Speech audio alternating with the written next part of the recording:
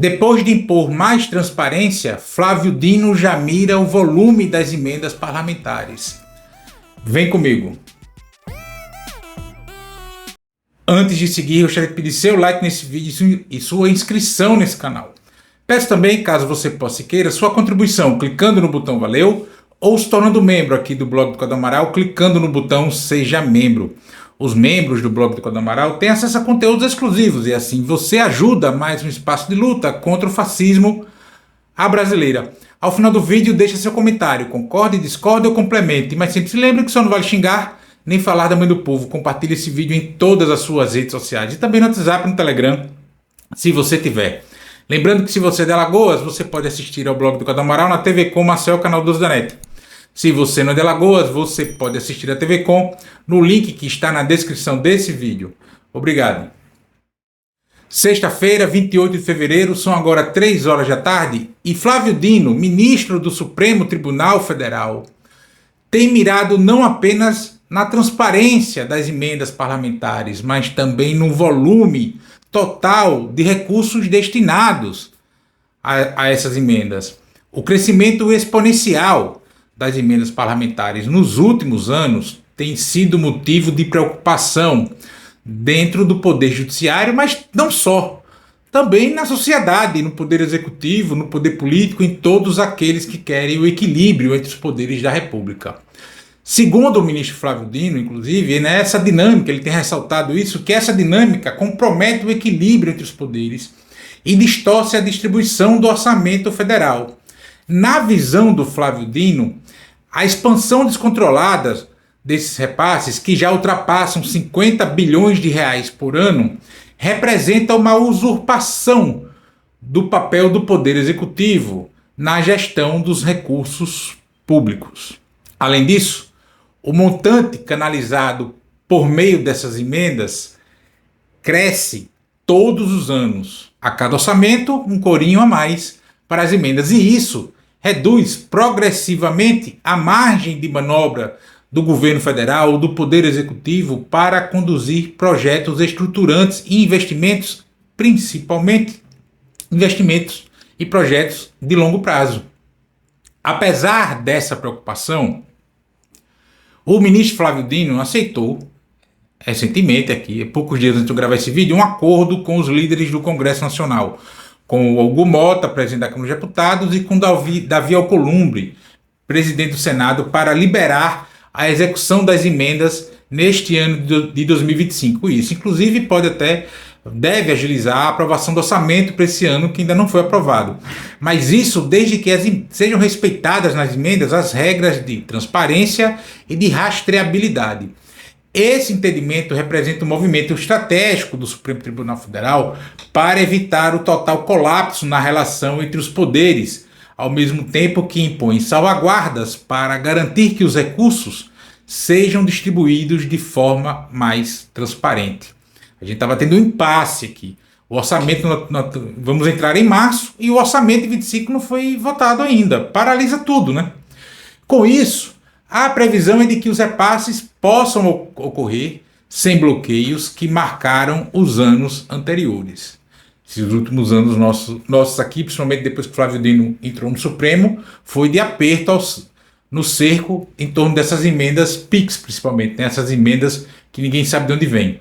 E isso vai evitar paralisação em diversas áreas do poder público. No entanto, o STF manteve uma posição firme ao não conceder perdão para as emendas secretas de anos anteriores, o que gerou insatisfação entre os parlamentares. O acordo também não alcança, esse acordo firmado nessa semana antes de eu gravar esse vídeo, esse acordo também não alcança as emendas consideradas suspeitas, como aquelas destinadas a ONGs sem comprovação adequada de uso, aumentando o atrito entre legislativo e judiciário. O Dino mandou suspender uma série, inclusive de uma ONG, né, aqui de Maceió.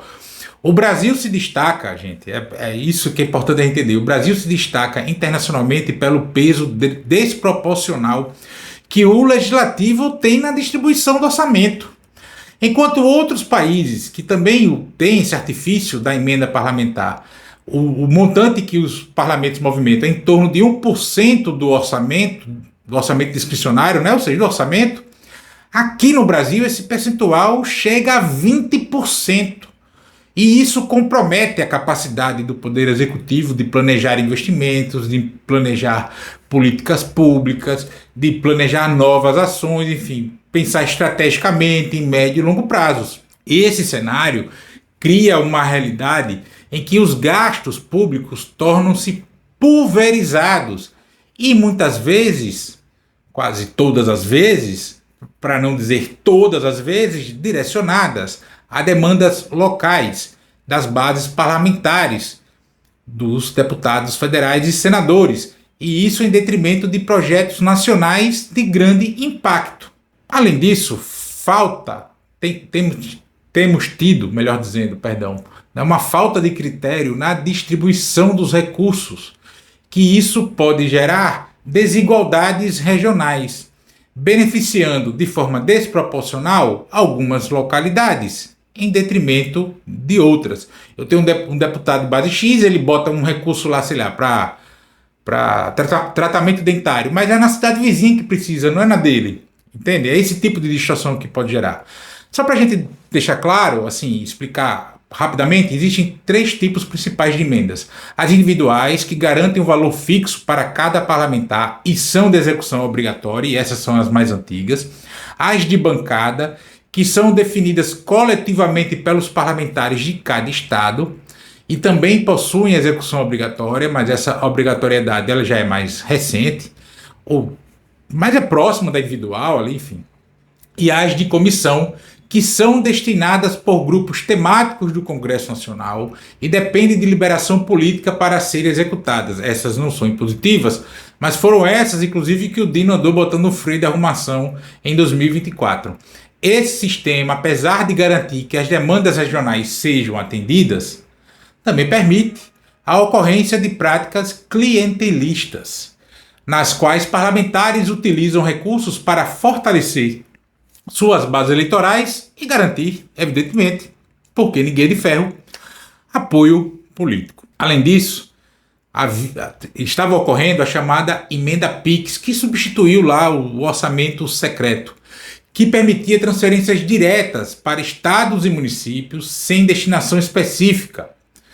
Parlamentar, eu vou mandar para a cidade X, para o estado Y e depois ver o que é que vai fazer com esse dinheiro.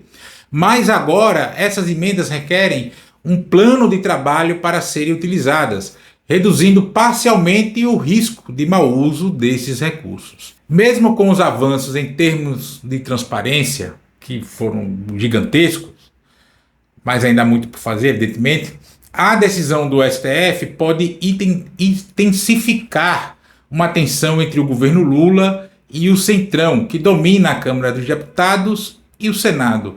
E isso porque, eu já comentei por aqui antes, muitos parlamentares veem a proximidade de Flávio Dino com o presidente Lula como um sinal de interferência direta do Executivo nessa questão das emendas, só que de forma triangulada com o Supremo Tribunal Federal. Não tem uma alma que não acredite que não seja combinado entre Lula e Flávio Dino todos esses gestos de Flávio Dino em relação às emendas parlamentares. E isso, o Centrão pode, a partir disso, impor mais dificuldades à aprovação de projetos importantes no parlamento como forma de retaliação. Poder pode e é muito provável que faça em alguns temas. Tá? Essa disputa política se reflete diretamente e tem se refletido na capacidade que o governo tem de implementar suas prioridades, porque o Congresso Nacional tem instrumentos para barrar ou retardar iniciativas cruciais. Então o governo Lula, o governo federal, fica meio se equilibrando aí nessa disputa, né? Por exemplo, a aprovação do orçamento, que ainda não foi aprovado, reformas estruturais. É muito difícil passar determinados temas no Congresso Nacional. Dessa forma, a relação entre executivo e poder legislativo torna-se uma constante negociação de interesses, sempre no varejo, nunca no atacado, muitas vezes pautada mais por jogos de poder do que por um debate sólido sobre o uso eficiente dos recursos públicos. O reequilíbrio, gente, entre os poderes passa necessariamente por uma revisão na forma como o Congresso Nacional gerencia parte significativa do orçamento. Na verdade, precisa rever até o tamanho dessa parte que o orçamento, que o Congresso, perdão, gerencia do orçamento. No entanto, contudo, todavia, reduzir esse poder de execução orçamentária é um desafio político complexo, porque poucos estão dispostos a abrir mão de tamanha influência financeira barra influência de poder político, influência política. E depois que esses caras sentiram o gostinho do mel na boca, para fazer o desmame é muito difícil. Então, sem um consenso amplo entre executivo, legislativo e judiciário, a tendência é que o padrão atual de distribuição dos recursos se perpetue, fique mais tempo aí, né? Ampliando inclusive a fragmentação do orçamento e comprometendo a capacidade do governo federal de implementar políticas públicas de forma estruturada. Se tivéssemos um Congresso mais a favor, mais próximo político ideologicamente, mesmo com essas distorções, a vida seria mais fácil. Mas como nós temos um Congresso que é praticamente antagônico ao núcleo central do governo federal, isso fica muito difícil, né? E aí o grande desafio é encontrar mecanismos institucionais que consigam limitar essa expansão desenfreada das emendas, sem gerar uma crise entre os poderes, né? Repito, uma vez que mexer com o poderio de execução orçamentária do Congresso significa tocar diretamente na dinâmica de poder de deputados federais e senadores, que têm nesses recursos o seu motor eleitoral junto às suas bases eleitorais. E como eu sempre faço questão de frisar aqui, nem me refiro aos maus feitos, aos desvios, aos casos de corrupção. O poder das emendas junto aos municípios brasileiros, cuja maioria não tem receita própria, é gigantesca, né? E aí a questão central permanece: como promover um ajuste necessário sem esbarrar nas resistências de um sistema político que se alimenta justamente dessas distorções. Manda emenda para a base elege o prefeito e vereador, esses jogam voto no deputado, no senador menos, mas principalmente no deputado federal. Para mim, o primeiro passo é a gente conseguir mudar a lógica das eleições parlamentares e passarmos a sermos competitivos nas eleições para a Câmara de Deputados e ali para o Senado. O Senado é uma disputa majoritária, tem uma dinâmica diferente. Enquanto a gente não aprender a ser competitivo nas disputas parlamentares, a esquerda se tornar inclusive mais municipalista, nós vamos ter uma enorme dificuldade de mudar esse jogo. E com o Flávio Dino acenando que o Supremo vai mirar o estapafúrdio volume de emendas de forma justa e correta, mas não importa, não é esse o debate se é justo ou não, com o Dino mirando, já anunciando que está de olho no volume das emendas, mais turbulência teremos pela frente.